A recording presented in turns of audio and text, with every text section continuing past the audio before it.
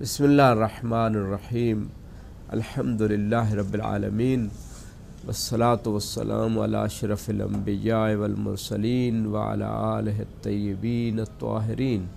رب زدنی علما رب اشرح لی صدری ویسر لی امری واحلل عقدۃ من لسانی یفقہوا قولی اما بعد فقد قال اللہ سبحانہ وتعالی بسم اللہ الرحمن الرحیم والذین آمنوا اشد حبا للہ۔ عزیزان محترم، یہ 12 نمبر والیوم میں ہم آپ کو اللہ کی محبت کی اہمیت، اللہ کی محبت کے حصول کا طریقہ، محبوب خدا بننے کا طریقہ بتا رہے ہیں، اور ہم پچھلے حلقے میں کافی حد تک اس بات کی وضاحت کر چکے ہیں کہ اگر ہم قلب سلیم چاہتے ہیں، اگر ہم اپنے دل کو پاکیزہ رکھنا چاہتے ہیں، اگر ہم اپنے دل کے کمال کو باقی رکھنا چاہتے ہیں، اگر ہم اس دل کو اللہ سے مربوط کرنا چاہتے ہیں، اگر ہم ولی اللہ بننا چاہتے ہیں، اگر ہم اللہ کے دوست بننا چاہتے ہیں، اگر ہم اللہ کے حبدار بننا چاہتے ہیں، تو پھر آسان طریقہ یہی ہے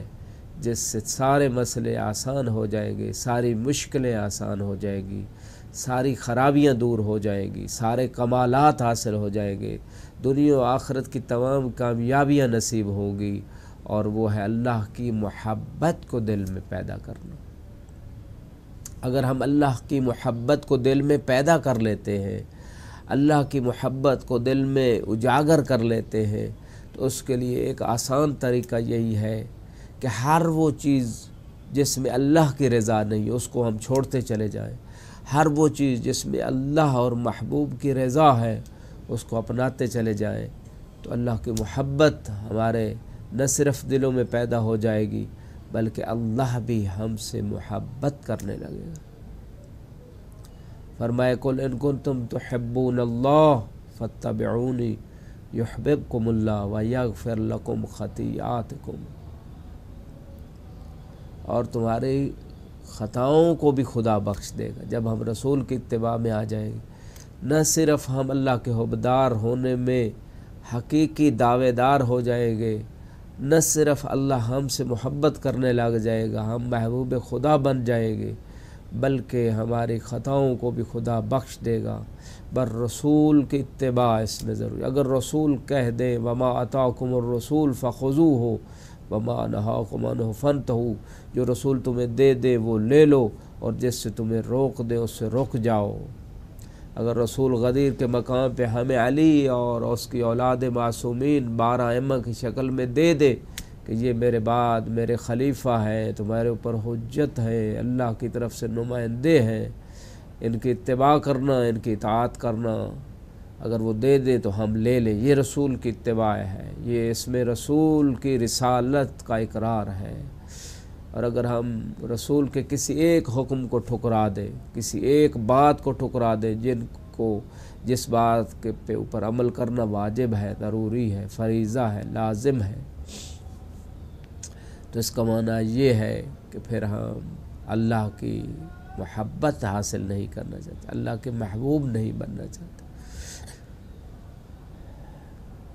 یہ حب پروردگار، ایک اور آیت میں اللہ سبحانہ وتعالی نے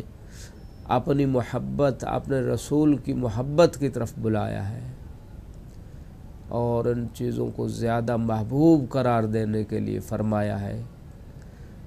کہ اگر تمہارے دلوں میں تمام چیزوں سے اللہ اور رسول کی محبت زیادہ نہیں ہے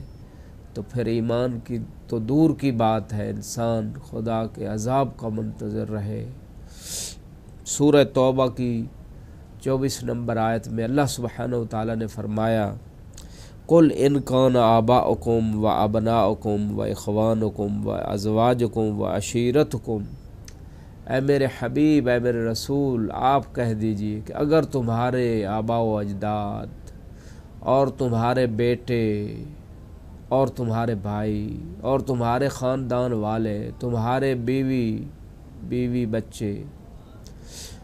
اور تمہارے مال وَأَمْوَالٌ اقْتَرَفْتُمُوهَا وَتِجَارَةٌ تَخْشَوْنَ كَسَادَهَا، تمہارے مال و دولت اور تمہاری تجارت جس کے خسارے کا تمہیں خوف ہے، ومساکن ترضونہا، تمہارے گھر بار جس سے تم راضی ہو، احب الیکم من اللہ ورسولہ وجہاد فی سبیلہ، اگر یہ ساری چیزیں تمہاری ماں باپ، ساری چیزیں جو ذکر ہوئی آیت میں، تمہیں اللہ اور اس کے رسول سے اگر زیادہ محبوب ہیں اور اللہ کے راستے میں جہاد سے زیادہ پسند ہے یہ چیزیں، تو پھر کیا ہوگا؟ فَتَرَبَّصُوا حَتَّى يَأْتِيَ اللَّهُ بِأَمْرِهِ، پھر انتظار کرو یہاں تک کہ اللہ کا حکم آ جائے۔ وَاللَّهُ لَا يَهْدِي الْقَوْمَ الْفَاسِقِينَ، اللہ فاسق فاجر لوگوں کو ہدایت نہیں دیتا ہے۔ اس آیہ مبارکہ میں ایک طرف تو یہ بات واضح طور پہ کہی گئی منطوق کے ذریعے، دلالت مطابقہ کے ذریعے، کہ دلالت مطابقیہ میں یہ بات اظہر من الشمس یہاں بیان کی گئی ہے کہ اگر یہ تمام دنیا کی چیزیں تمہیں اللہ رسول اور جہاد سے زیادہ محبوب ہیں تو پھر خدا کے عذاب کا انتظار کرو، اور تم فاسق لوگ ہو، مومن تو دور کی بات فاسق لوگ ہو، اور خدا تمہیں ہدایت بھی نہیں دے گا۔ اس کا مطلب یہ ہے کہ ان تمام چیزیں جو آیت میں ذکر ہوئی ہے اور اس کے علاوہ جو دنیا سے تعلق رکھنے والی چیزیں ہیں، ان سب سے زیادہ اللہ کی محبت انسان کے دل میں ہونی چاہیے، اور اللہ کے رسول کی محبت ہونی چاہیے، اور اسی طرح جہاد اگر واجب ہو جائے اللہ اور رسول کو یا امام علیہ السلام کے حکم سے، تو وہ جہاد واجب یا دفاعی جہاد ہے۔ جو آج کل کا جہاد ہے یہ دہشت گردی ہے، یہ جہاد نہیں ہے۔ جہاد کی کچھ شرائط ہے۔ جہاد میں مسلمانوں کو قتل نہیں کیا جاتا، جہاد میں املاک کو نقصان نہیں پہنچایا جاتا، جہاد میں بچوں کے اوپر ظلم نہیں کیا جاتا، جہاد میں عورتوں کے اوپر ہاتھ نہیں اٹھایا جاتا، جہاد میں بوڑھوں کے اوپر ظلم نہیں کیا جاتا، جہاد میں کسی پرامن معاشرے کے اوپر دھاوا نہیں بول دیا جاتا۔ علی کل حال بہت ساری چیزیں اس مقام پہ اس آیہ مبارکہ میں اللہ سبحانہ و تعالی نے ارشاد فرمائی کہ یہ ان تمام چیزوں سے زیادہ محبوب تمہارے دلوں میں اللہ کی ذات ہونا چاہیے اور رسول کی ذات۔ اگر کہیں تعارض پیدا ہو جائے، کہیں ٹکراؤ پیدا ہو جائے، کہیں ایسی سچویشن پیدا ہو جائے کہ جہاں ایسا مقام پیدا ہو جائے کہ ایک طرف ماں باپ کی اطاعت ہے اور دوسری طرف اللہ اور اس کے رسول کی اطاعت ہے، تو ایسی سچویشن میں انسان ماں باپ کی بات کو ٹھکرا دے اور اللہ اور اس کے رسول کی بات کو مان لے۔ یہی حب پروردگار، یہی رسول پروردگار کی ایک بہت بڑی دلیل ہے، جیسا کہ